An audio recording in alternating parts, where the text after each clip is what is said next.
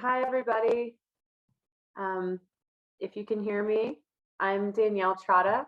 I am the Colorado Proud Program Manager, and I want to say good afternoon and thank you all for joining us today on our summer roundtable focusing on Colorado Ag's growth and development after a complex and sometimes uncomfortable time of disruptions.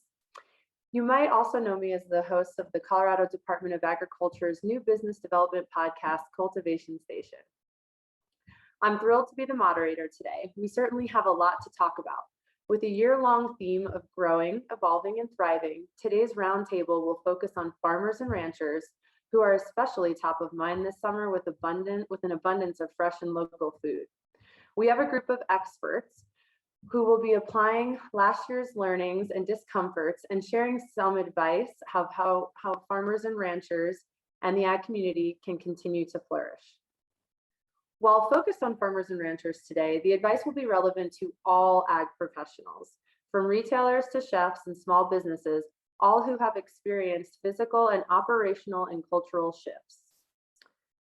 So it's great to see so many familiar faces joining us today, as well as many new names.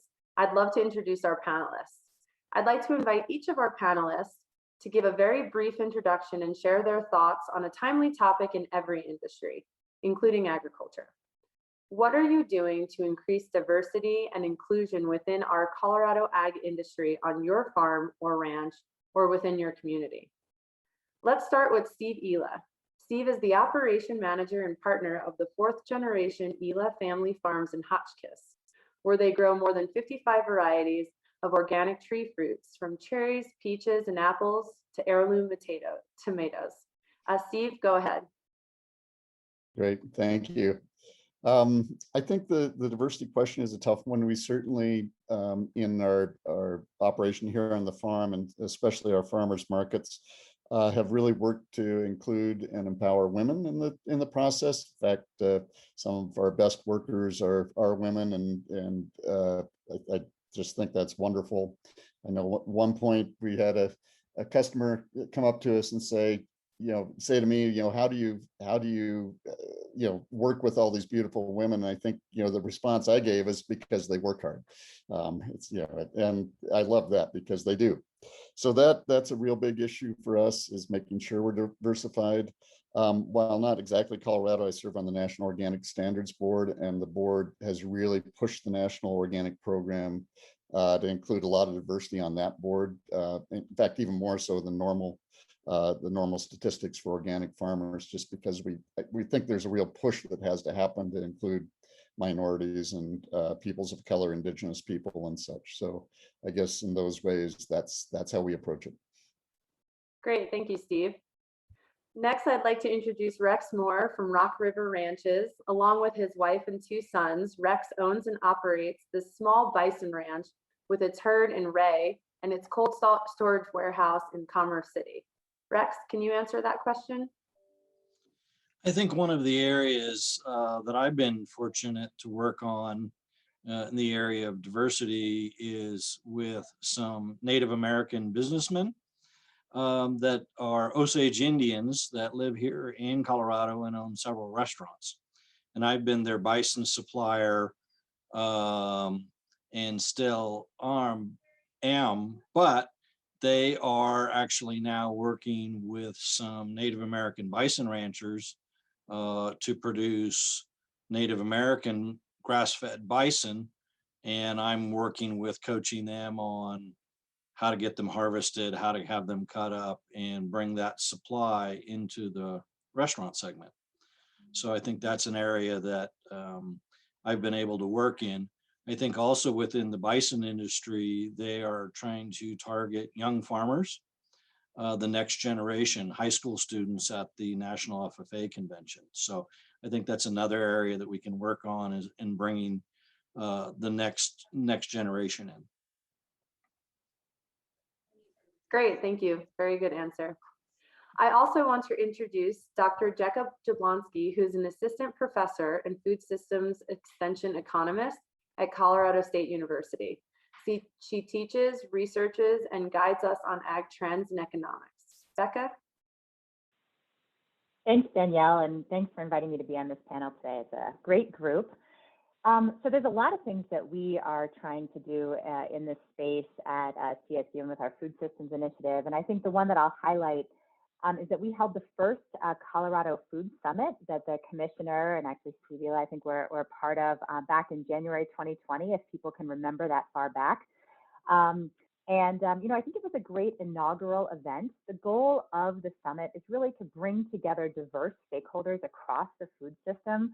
We really want to try to create a space where people can talk about, you know, what we have in common, right, in the state. So I think we often frame ourselves in terms of our differences, but we actually have a lot in common.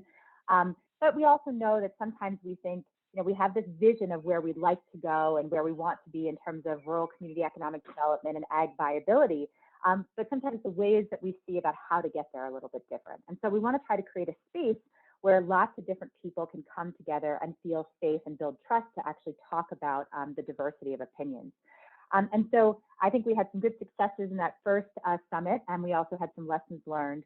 And now we are actually working with all of the food policy councils across the state, as well as the Colorado Department of Agriculture and many other partners to try to plan the second food summit, which we're hoping is going to be in January of 2022. And the idea is, you know, this is not a one-time event that we sort of have and then everybody goes home, but we're trying to think about, you know, how do we intentionally try to have a conversation that grows over time, right? Where we work towards this shared vision for Colorado agriculture and food systems. And so actually trying to think about things like, can we actually have smaller convenings with regional stakeholders on some of these key topics, right? Where we bring diverse groups in maybe in smaller settings together ahead of time to start those conversations so that maybe we can make more progress or headway actually in that summit. And we're actually going to hold also the first Mountain Meat Summit right immediately following the Colorado Food Summit this year, because of course there are a lot of hot topics in the livestock sector right now. And so we're going to continue to try to foster some of that dialogue. Great, we'll have to help promote that. Thank you, Becca. And finally, our very own Kate Greenberg, Colorado Department of Agriculture's Commissioner. Kate, can you speak to this question?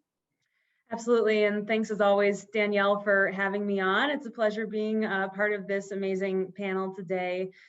This is a big area of focus for us, as you all know, as we do part of this work at the Department of Ag. We are focused on how to really bring the principles of diversity, equity, and inclusion into the structure and culture of who we are. And really, you know, we can use those terms, but in my mind, it's how do we reach more people that we're here to serve? How do we draw more people into the folds of decision making and sort of counsel for us as we make decisions about how to best serve the folks of Colorado? So some tangible work that we're doing. You know, we've set up an equity team at the department. It's working with our leadership to think through these questions. We're really looking at, you know, our own self-education, so lots of training on our staff. We're looking at how we do hiring and recruitment, but of course you can't just do recruitment without thinking about how you retain folks. What kind of culture do we have that will retain a diverse population of staff? And then that's something that we can carry out into the field as well. And I think just bottom line, this work makes us stronger. It brings in perspectives that help us think more critically about the work we do. And ultimately, we're a department that serves tens of thousands of people and businesses across the state. We got to make sure we're always growing, always learning, and always reaching new audiences. Great, very well said. Thank you, Kate. Well, thank you everybody for sharing your stories and thoughts with us on diversity and inclusion. Before we dive into the panel discussion, I've asked Commissioner Kate to address a question that's top of mind, but can't be discussed during our roundtable portion. What is CDA doing about Proposition 16? Kate, can you speak to that? Absolutely. Yep. And this has obviously been a big topic of conversation. The way we always start on issues of ballot is that state agencies are prohibited by law from taking a position or influencing people's opinions in either direction or in any direction on issues of the ballot. So that holds true for Prop 16, but of course it has been an issue top of mind for the ag community. The proposition has been moving through the process that is available to any citizen of Colorado who wishes to put forward a ballot initiative. Since the initiative was introduced, It was approved through the title board, but then challenged under the single subject rule. That was actually upheld, and the court said that it violated that single subject rule. So now it's been sent back to the proponent. So that, just technically speaking, is sort of the process of Prop 16 and the sort of legal limitations on state agencies in terms of how we engage. Well, thanks for explaining that for everyone. All right, so now we begin the question and answer session with our panelists. Today's conversation includes many of the critical questions that came from all of you in your RSVP replies. We are excited to address what's on your mind. So we value your interest and curiosity, and this group is ready to respond. All right, first question is for Mr. Steve Ela. How are farmers recovering from last year's October freeze?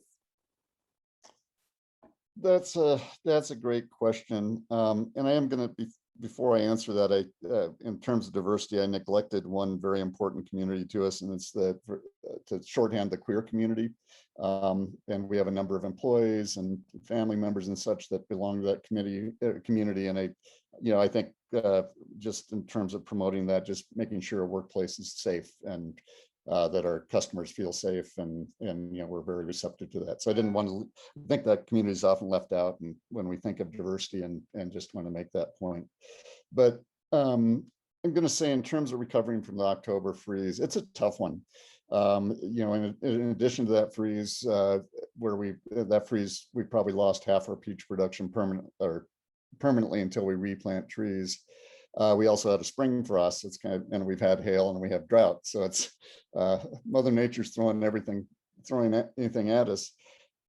I think it's going to be hard to recover, but it also we have thought of being more focused and downsizing somewhat, so we're not running around ragged, and that we really want to give a premium Colorado product to our customers. And I think sometimes when we're running too fast, we don't do the best job of that. So I think we're kind of moving back to less risk in terms of financial exposure, and being more focused. But then also we're having a lot of talks of how do we move away from a mono focus on tree fruits. You mentioned that we grow heirloom tomatoes, but also do we incorporate more agritourism?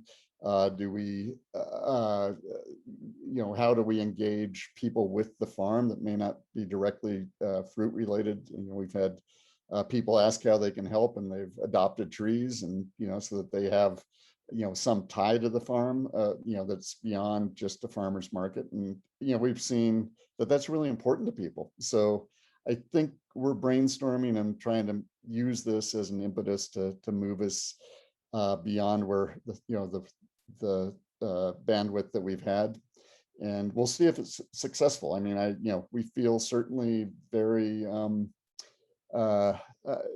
we have a lot more risk than I would like right now. And if climate change continues, perennial fruit trees don't do well with variability.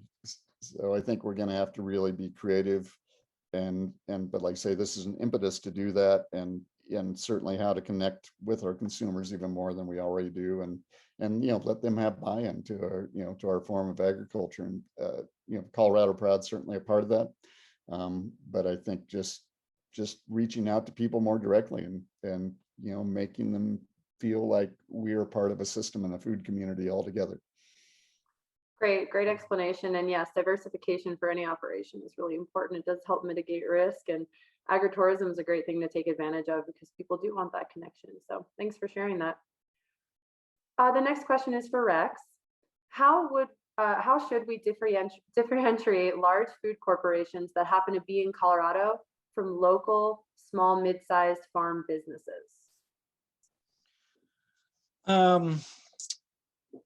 I think that people are looking for a personal connection with their food supply, and I think we lost that with corporate America and that identity. So small and mid-size farmers and ranchers here in Colorado need to promote that they are family owned and operated.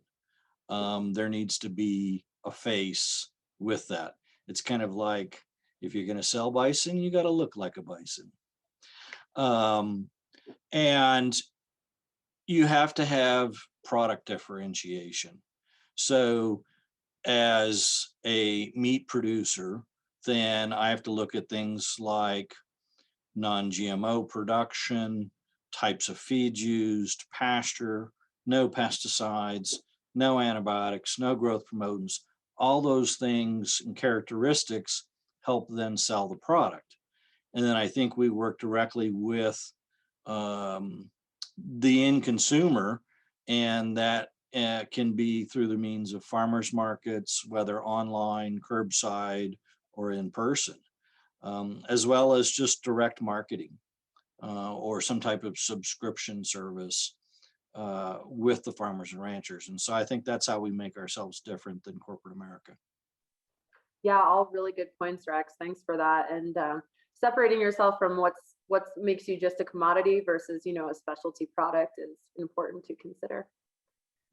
All right, Becca, what type of assets do communities need to have in place in order to take advantage of emerging trends and opportunities? Yeah, thanks for that question, Danielle. And this actually speaks to some research that we just published with some colleagues at Cornell University. So often what happens is that funding and support at the state and federal level focus on what I'm going to call human capital or natural capital or built capital. So these are things like educational programs or making sure we have healthy soils or ample farmland. It's making sure we have a processing capacity. And I just want to add to something Rex just said that, you know, I think having that large scale processing capacity was really critical to not having products that was dumped in Colorado compared to some of the other markets we saw that, you know, having Leprino and JBS, I think really meant that we really just didn't experience the dumping that we saw in some states. And I think that's a really important thing to note, right? That processing capacity at all different scales is really critical. But, you know, in some of this recent research that I was mentioning, we see that there are other important assets that communities need in order to be able to respond to what some of these emerging trends are, opportunities, as well as to respond to shocks such as what happened during COVID. So as one example, we saw that during COVID, having networks in place at the community level were really critical to being able to adopt. And so, for example, many of the communities I worked with in the state during the height of the pandemic did what they called needs and haves coordination, right? So they get together and say, you know, who has something and who needs something. And so they were able to pretty quickly try to coordinate some of those resources that were which supported our producers or processors or others to be able to pivot and meet some of those emerging opportunities.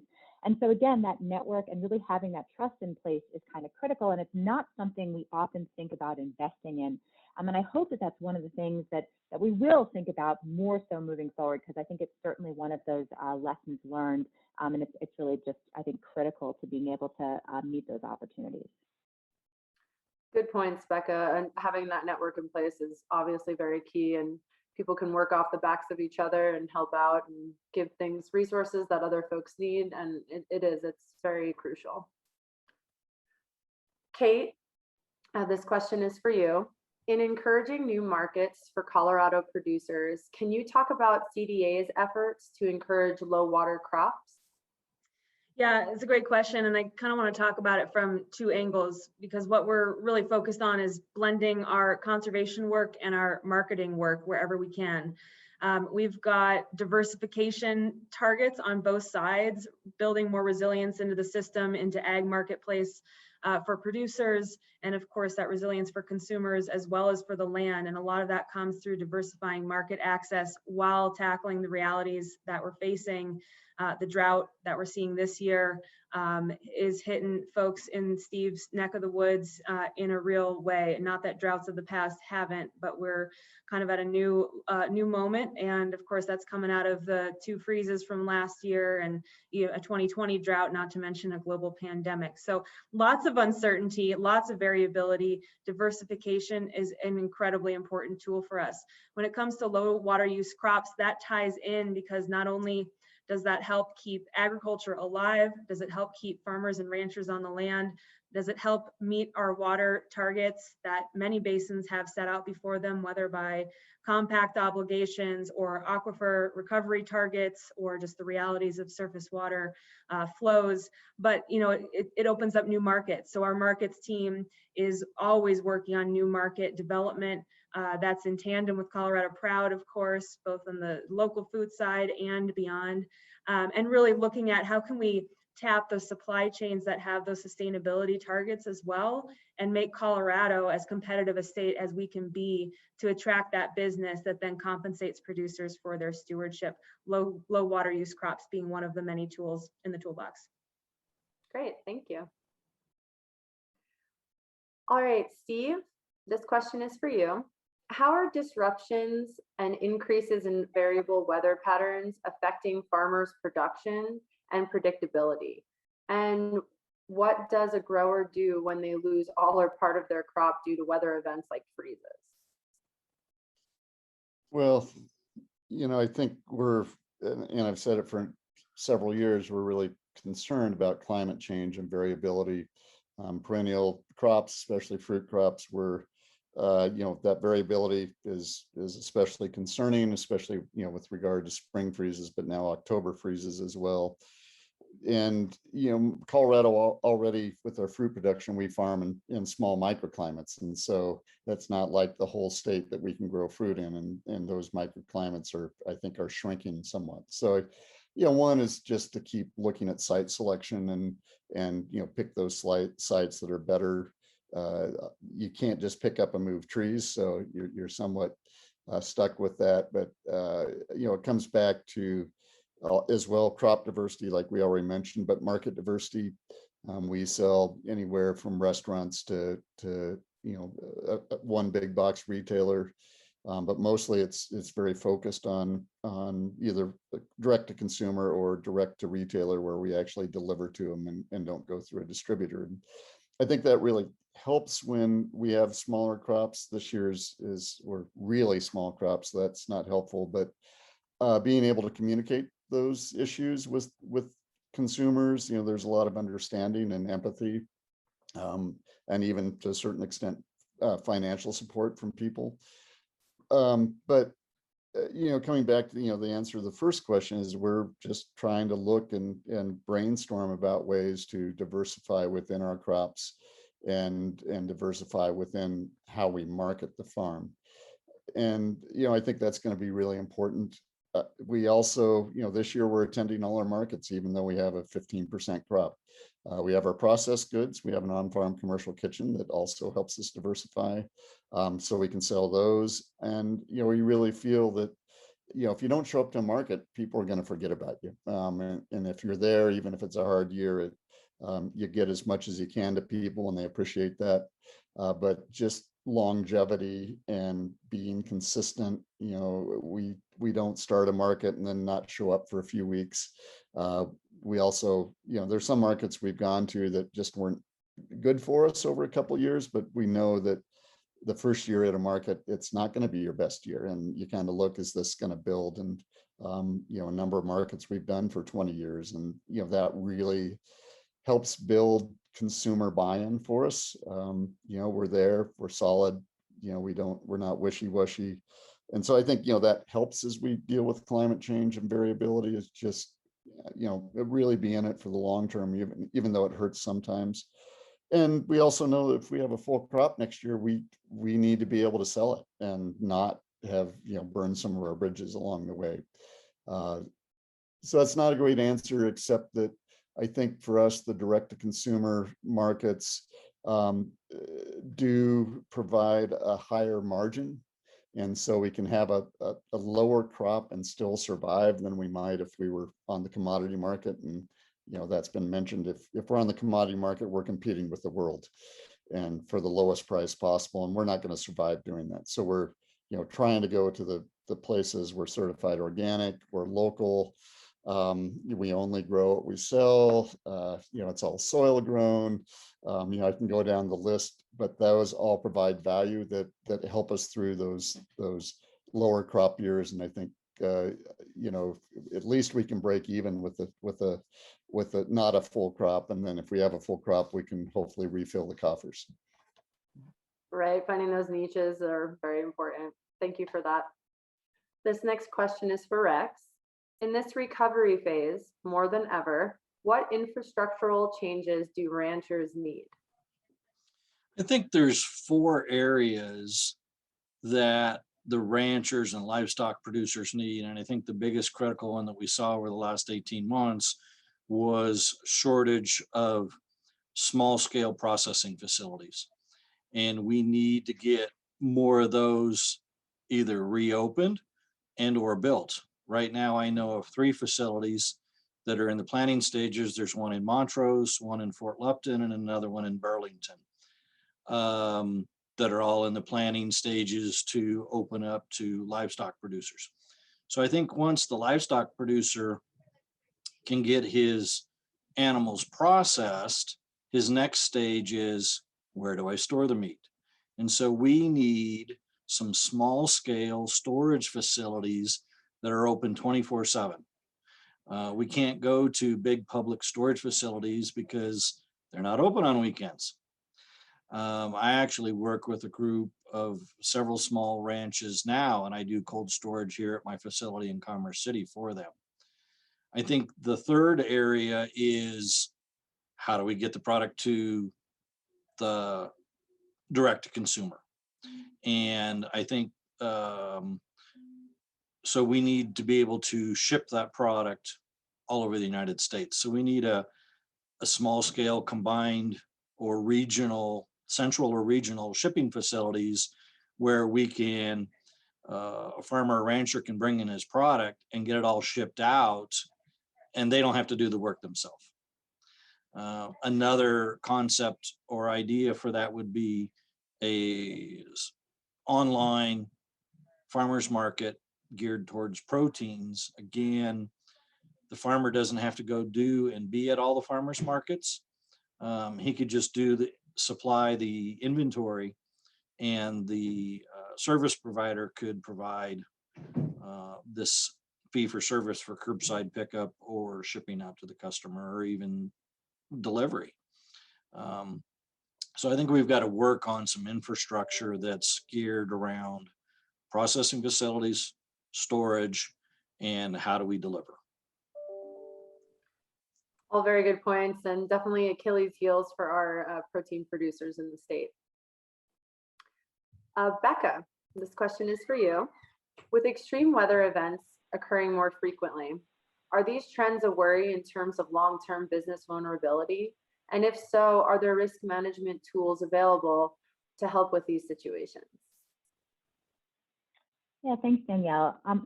So first, I just want to point out that extreme weather is not new. We can think about sort of the Dust Bowl in the 30s, right? And so I think our producers have been dealing with extreme weather for a long time. It is arguably getting worse, but our producers, fortunately, are incredibly adaptive. And so, you just heard what Steve was talking about, for example, right? All of the adaptations he's taking to respond to changing conditions. But that being said, their producers' ability to adapt, especially in the short and medium term, is tied to their ability to take risks. And that ability to take risks is really dependent on being profitable, right? So if you are not profitable, if you are one bad decision away from going under, you really can't afford to take risks. And so ensuring that agriculture is not survivable but profitable is really important to that short and medium term ability to be adaptable. The other thing is, just like I answered in my previous question, that part of that ability to adapt in the short and medium term is dependent on the capacity and the assets that you have in your community. And I'll just give you a quick example. Before I came to Colorado, I spent about 8 years working in upstate New York. And if you know anything about New York, it's a dairy state, and the dairy industry has really struggled there, particularly small and mid-scale dairy operations.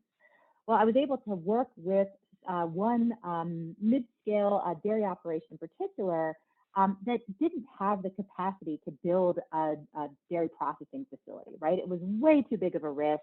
It wasn't clear that they had market access to be able to take all of their milk at the beginning. And so what they did was there was an independent processor that happened to still be in that region. And we were able to work out a deal with that independent processor to essentially co-pack a product that then that farm essentially bought back and was able to market, and they've turned it into a great business. And over time, have actually built their own processing facility. But that ability to adapt without taking on this huge additional capital investment was based on having that processing capacity in that region and not having to make that investment. Over the long term, as my colleague Martha Sullins has pointed out, producers can adapt to manage production risk, right? For example, using things like controlled environments, or they can shift their crops to things that are going to be resistant to heat and water stress. And of course, we do a lot of research and plant breeding and those kinds of things to provide more of that long-term support at CSU with our research stations and things like that. There's also tools to manage financial risks, such as crop and other insurance products. Of course, those tend to be more readily available for more traditional crops, although we're trying to do some work to provide or to help the federal government understand what could be provided for farms and ranchers that are selling through more local markets and are more heavily diversified.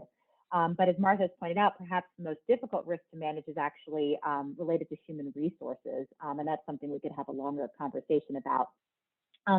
So I think sort of in general here, we need to make sure that there's opportunities to share financial risk with producers through things like shared infrastructure, access to markets. And we also want to make sure that our producers are not getting scared off, right, by the capital intensive nature of agriculture, because I think then what happens as we're looking to transition to the next generation, or we're thinking about the short and medium term, that's when they may exit, right? And so we want to make sure that those transitions and adaptations, ability to do those things are in place, right, so that they're profitable to ensure their long-term viability. Great, thank you. Kate, this question is for you. Following up to Becca's comments, how can the federal government support resiliency of farmers and ranchers for extreme weather events? Yeah, great question. And I'm glad you asked about the federal government, so I can just tell them what I think they should do. And that's the easy part of this work. But of course, I can answer that from the state side as well, since we have a lot going on in this regard.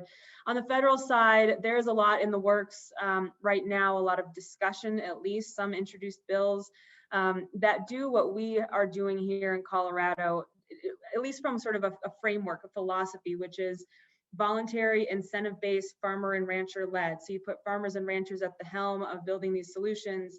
You look at how you draw in market solutions to, again, incentivize resilience, but also, to Becca's point, absorb risk where we can. And that's something I feel very strongly about at our State Department of Ag, is how can we help producers absorb risk while we're also trying to diversify and expand market and business opportunities.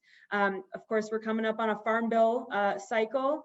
2023, I believe, so less than 2 years, and around 2 years, we'll be seeing another farm bill, and that is a huge opportunity. And I think we're going to see a lot of movement there. On the state side, when it comes to resilience, we are doing a number of things. This past legislative session, 2 really critical bills in this regards were passed. The first one, 1181, was the bill officially creating in statute the soil health program with the Department of Agriculture. That was led by a coalition of producers, researchers, technical assistants, partners in this work, really emphasizing how critical a role investing in soil health is to resilience. But of course, another thing I love about this work is it's hyper-local. There are enough tools in the toolbox for all scales and all types of operators, and the power is with the farmers to make their own decisions when it comes to what resilience means for them. We also passed a bill creating the Agricultural Drought and Climate Resilience Office within the Department of Ag. This is one of many efforts, but a really important one that we led as an agency to establish this office, so we can actually start tangibly addressing this question of resilience when it comes to drought and climate for producers. So we'll be hiring a person to run that office and help us really expand our work around research, incentives, technical assistance, and how we get the tools to producers they need to do the work they do best. Great, that sounds very exciting. Steve, this question is for you. You talked a little during your introduction about how Ela Family Farms has championed women in farming. Can you talk more about this? Yeah, I think we kind of fell into it, but in some ways, although, I have to say, I'm a farmer because of my mom. I mean, obviously she had me, but she was the one that was really the farmer at heart. She and her brother. My dad was a judge, and he, got carried along on the farm, and was a willing participant, but he wasn't the manager. He'd just go out with a shovel sometimes to help.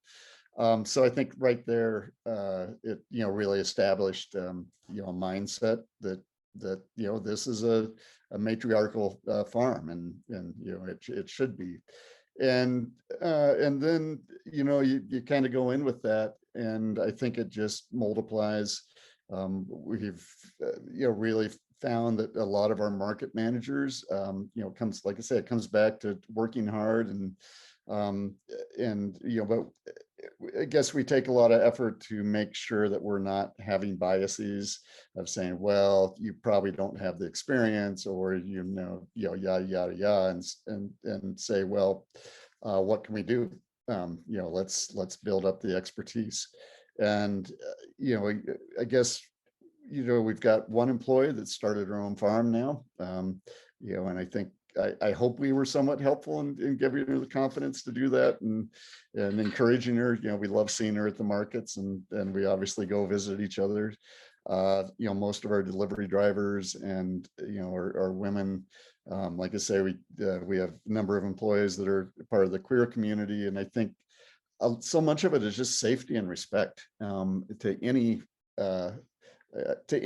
and making it a comfortable workspace, and not identifying things related to gender or sexual identity or whatever. And I guess that really comes down to a lot of it is respecting people and saying, we're happy to train you and build you up to the best you can be. And because, I want support too. I can't do everything. And our main manager in Denver is a woman, and always has been. It's just I guess that culture of safety, culture of identity and such is just really important to us. That's great. Yeah, investing in your employees and offering some mentorship really can go a long way. Yep. Rex, this question is for you. As a multi-generational rancher, how do you support transition ranching or succession planning?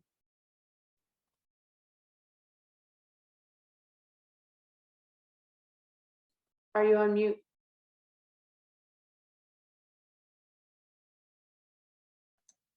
I was expecting the other question first. That's okay. I am a third generation ranching family, whether it's been sheep, cattle, or bison. And I think the biggest challenge is land acquisition, whether it's through purchase or lease. In 2009, my family unfortunately lost our ranch, and we are no longer landowners. And so now we have to work with people that have the land that are willing to take care of our animals. An area that I've been somewhat involved with is a group called Guidestone of Colorado. And whether I'm looking for maybe somebody to take care of bison for me, or other young people have been using Guidestone as a way to connect with landowners. And so I think that's an area that can be beneficial. I've been working with my wife's family. Her father recently passed away, and now it's maybe an opportunity to actually bring some of her brothers back that weren't involved back to the ranch. I think we have to be, we have to give the young generation sometimes the opportunity to leave and then come back. Both of my sons are college age, and they're looking to do something not with bison. But my goal is to give them the opportunity to go out and learn, and that actually working for dad was an okay thing, and working with the bison. So I think they'll come back sometime in the future. And so, um, there's just a number of areas that, sometimes we just have to be patient in trying to, figure out how to get the next generation to come along and actually recruit, young farmers and producers. Very good points. Thanks, Rob. Becca, this next question is for you. We've seen in the news a lot of information about changes in how people shop during COVID-19.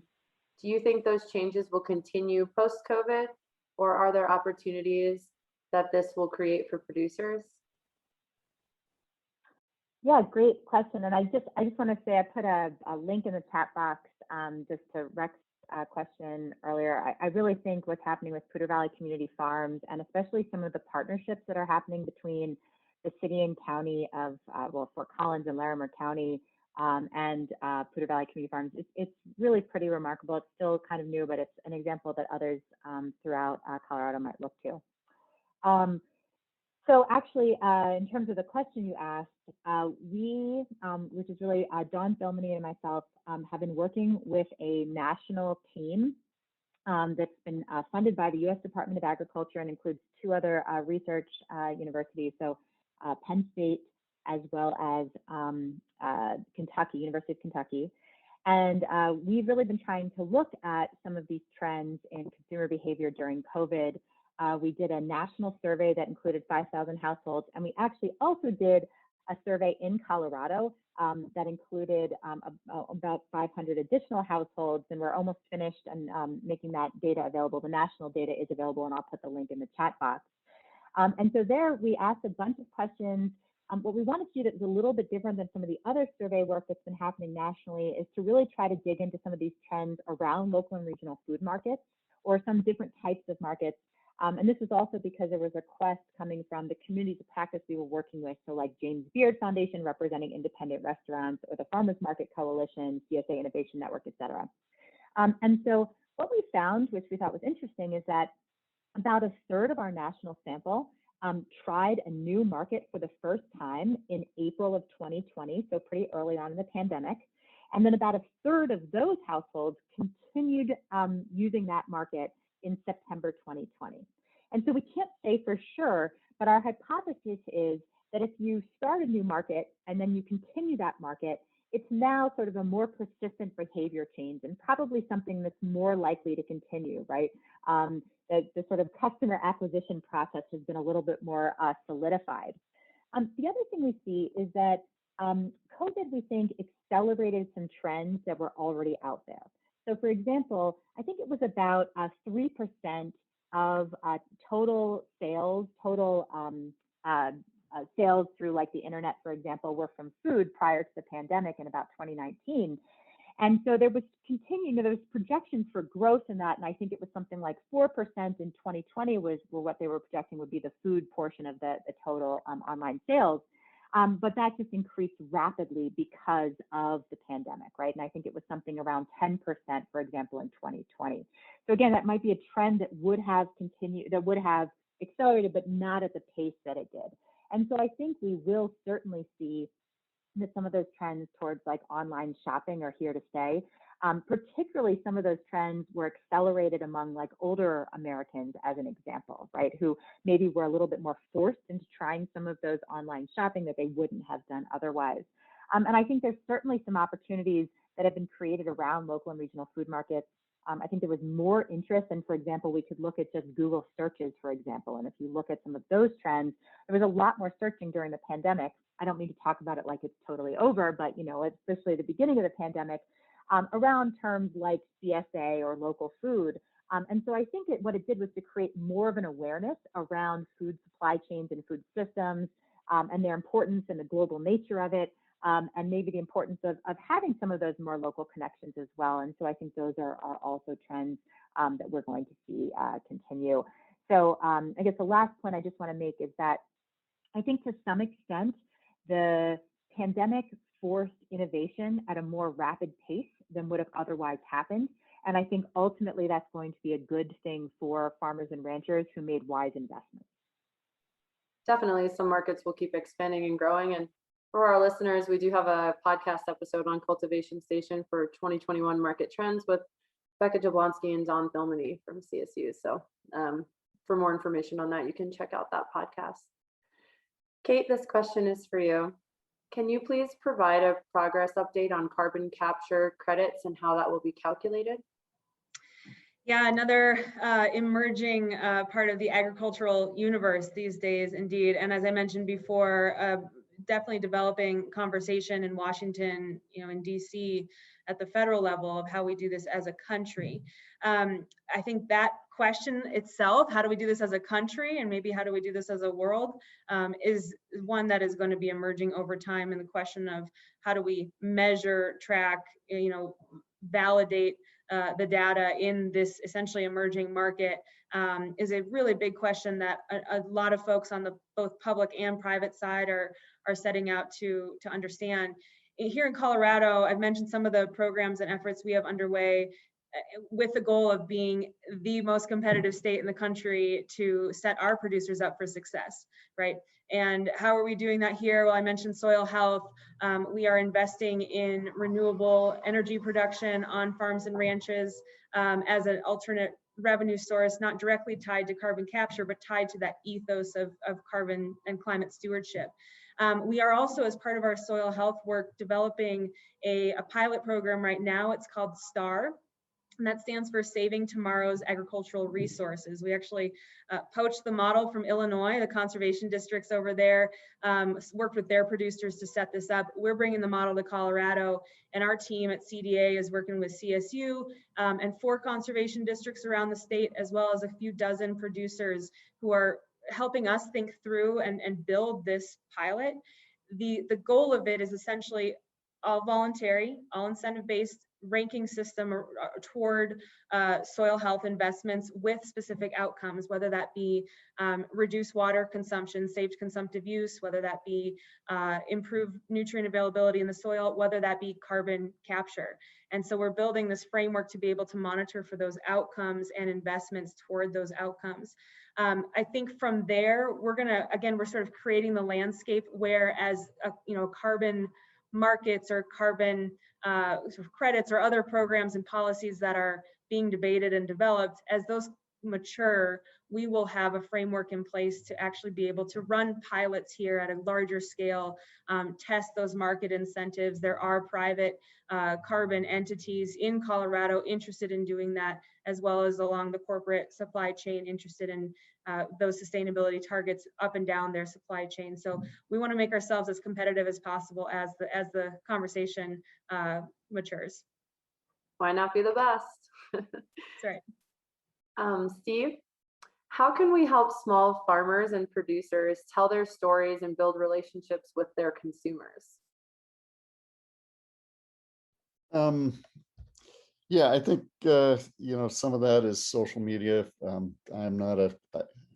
I could learn, but I'm not inherently a social media person. Fortunately, my partner does really well at that, and that's part of it. And then, I think word of mouth is so effective, and that's kind of comes back how we talked about, being there all the time and just kind of creating that ethos of steadiness, and people talk to their neighbors about that. So it's and then we don't specifically reach out to the press very often, but they reach out to us, and we try and make sure the story is out there for people to reach out to us, and like anything, once you make those contacts a few times, then it multiplies. So I think that, and we do farm tours, we do dinner at the farm, and just trying to create any way that people can learn more about what we do. And it's stunning. You give a 3-hour tour to a group of 80 people, and they love it. And invariably we have a couple people that come back and say, I don't care what you charge. It takes price out of the factor for making decisions. And obviously we can't charge $100 a peach, but it puts some of the other aspects beyond just the commodity. Kate talked about carbon. One of the researchers we know has done the carbon output for the farm and figured out we're essentially carbon neutral or very close. And that includes our drives to the markets. So if you don't include those, the farm is definitely carbon neutral. And we're, I think, the only farm in the state that through the Colorado Department of Health and Environment, through their environmental leadership program, we're gold certified. And I think we're the only farm in the state that has that. So some of it's just trying to get some of those monikers that we can be proud of. We can put up in a stand. We have zero food waste on the farm most years, and those are all values that people are buying into. At least we don't have to market to everybody. We don't have to beat Walmart or Amazon, but if a 1/10 or 100% of the people in the state know us, we're going to be profitable. And so we're trying to look at people's values and orient towards those. And I think that's that's really important, is not not trying to buck the trends. I think one of the marketers we listened to a long time ago said, if you provide people what they want, when they want, and where they want, after that, you're golden. Price kind of falls out at that point. Convenience is a huge one. So just being aware and word of mouth and steadiness, I think, are huge assets. Yeah, that's great. And good comment about you don't have to market to everybody. It's really important that you know the people that you are marketing to Yeah. and that their values align with yours. Rex, this question is for you. Can you share any new practices that grew from the pandemic and the need to quickly make operational changes? 16 months ago, I was a 1 or 2 person company, and I lost 80% of my business in 1 week when all the restaurants closed, because I was primarily a restaurateur supplier. So it was pretty devastating. So I went to social media and asked America for help, because I had a freezer full of bison and nobody to sell it to. And they bombarded us with orders the very next day. So the biggest change was adapting, and we sold more bison products last year direct to consumer than we did to the restaurateurs. And so I ended up hiring, at one point I had 7 employees, all that were unemployed people prior. I had to figure out how to buy coolers, how to negotiate shipping discounts, where do I get dry ice or gel packs. And so I really had to adapt and change the way we did business to survive and stay in business. If the American consumer and the Colorado consumer hadn't come buy all of our products, I'd have been out of business and I would have had to sell the bison herd. So I really, created a new portion of our ongoing business model. And today I have 3 full-time employees that I didn't have before, shipping product to Colorado customers as well as all over the United States. Great. Well, yeah, you were adaptable and being able to be liquid like that and kind of change your focus, and social media really does help out with things like that, but glad to hear that you were able to make those changes. Becca, this question is for you. How can we promote the fact that local food is affordable, especially among younger consumers who perceive it as expensive? So, I guess I'm going to start by saying that local food is highly variable in terms of price. So it can be more or less expensive depending on how it's grown or the scale of the operation, the location of the operation, right? If you think about a farm close to Denver, they're going to have high land prices, and that can make the product much more expensive. If it's processed, where it's sold, et cetera. So I think we can't talk about local food as a single thing, and I think that's really important. And this is just going to resonate with exactly what Steve said. You don't need to be able to say to all customers that your product is more affordable, right? You need to think about, who are you trying to target, right? What is your particular market? We call this market segmentation, right? And then you want to think about what they care about, right? And they may care about price, but they may not care about price, exactly what Steve said. And in fact, we even have data now at the national level that shows that even low-income households are making decisions on purchasing food for reasons other than price, around convenience or cultural relevancy, et cetera, right? You look, Walmart is a leader in local, Walmart's a leader in organic, right? And people think about it as low cost, but it doesn't. It has that diversity of product because they know that they're trying to hit a bunch of different types of customers. And so, I think the bottom line here is that you want to think about, like, local may be the motivator for why your customer is going to purchase from you, but it may actually be a host of other things that have to do with environmental sustainability or environmental outcomes. It might have to do with, that you sell Palisade peaches and people associate that with quality, right? It might have to do with a whole host of things.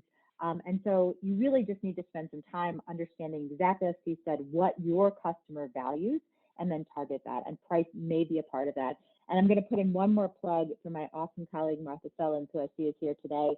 But Martha worked for a number of years with the Colorado Department of Agriculture, as well as with the U.S. Department of Agriculture's Ag Marketing Service, to do farmers market price reporting. And so we have all of those data, and we could try to maybe think about how to make it a little bit more user-friendly, because I think it's just in PDFs right now. But you can actually go and find those data. I think it's still on the Colorado Department of Ag website, but I'll check and put the link in. And so you can actually look at some of the prices for different types of products, as well as if they have a certification or not, across different markets. And so that can also help you to tell the price story. Just keep in mind that there's no quantities there, right? So it doesn't tell you how much of that product was sold. So don't think just because someone sold it at top dollar that they were able to sell a lot of it. Great, and thanks for telling us about those resources. Some folks here may not know about that, and definitely an important resource to check out. Kate, this will be our final question. How supportive are regulations to conduct urban agriculture business in Denver? And how can we better connect urban and rural agriculture in Colorado? Oh, yeah. To that first question, I think it will depend. The answer will depend on who you ask, most likely. It's certainly, there are issues that I know urban farmers run up against. Zoning might be, a classic example of some of the barriers to urban production. There's often non-farmer neighbors in urban areas might wonder what's going on next door. If there's, chickens and a rooster making noise and, farm equipment and people coming and going. So there's sort of the social aspect that's different in an urban area than a rural area for production. But that said, there is certainly a growing movement led by urban producers, urban farmers. And I think, so much of the benefit is not, it's the food production, is the food access, and it's the relationship. So actually seeing food being grown next door on a city block, I always talk about, like, it's so important for us to find our entry point into agriculture. It might not be through production. We might not come from a farm family, but it might be through food or water or open space or connection to wildlife or just nature itself. And having the ability for people in an urban setting to find that connection for themselves, I think is really exciting. So that leads to the second part of the question: how do we build these relationships, urban to rural? And I think it really does come down to relationships.